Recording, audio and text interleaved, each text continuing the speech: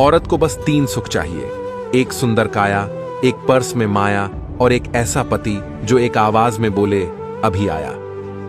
हर एक पत्नी एक ऐसा पति चाहती है जो सुंदर भले ही कम हो लेकिन वफादार इतना हो, उसके जीते जी तो दूर, उसके मरने के बाद भी किसी और के साथ जिंदगी बिताने की सोचे तक ना।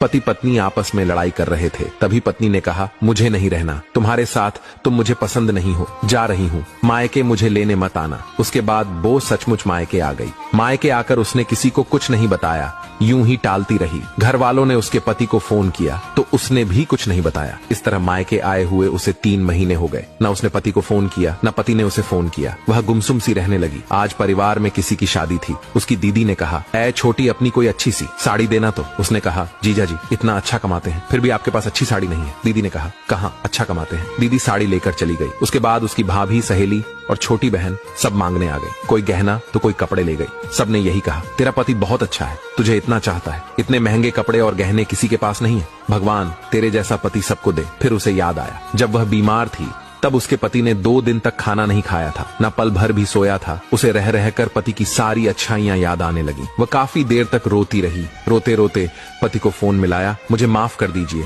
रोते हुए पति से बोली मुझे अभी लेने आ जाइए, आज के बाद मैं आपको ऐसे अकेले छोड़कर कभी नहीं जाऊंगी। पत्नी को ऐसे रोते देख पति की भी आंखें नम हो गई और उसने पत्नी को माफ कर दिया। पति रोते हुए बोला रोना बंद करो, मैं अभी 2 घंटे में तुम्हारे पास पहुंच रहा हूँ। दोस्तों, कभी कभी हमारी जिंदगी में लड़ाई होना भी जरूरी होता है, उससे एक दूसरे की अहमियत का पता चलता है।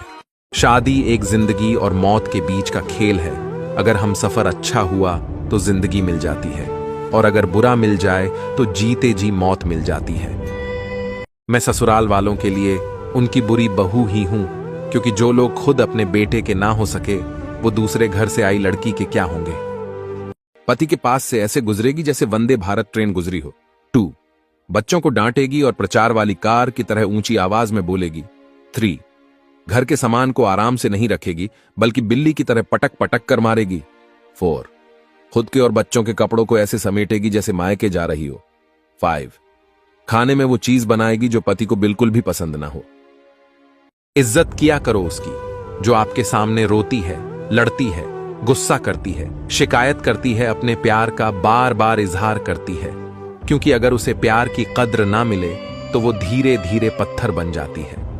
फिर वो आपसे दूर जाने की भी परवाह नहीं करेगी। पता नहीं किस कलम से किस्मत लिखी है मेरी।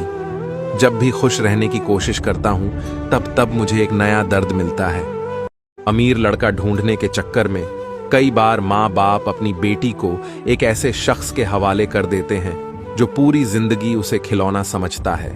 जब बहू घर में आती है तब सास बहू को नौकरानी मानती है और जब सास बूढ़ी हो जाती है तब वह उम्मीद करती है कि बहू बेटी बनकर सेवा करे। तभी तो कहा जाता है कि वक्त सबका आता है, बस अपनी बारी का इंतजार करो।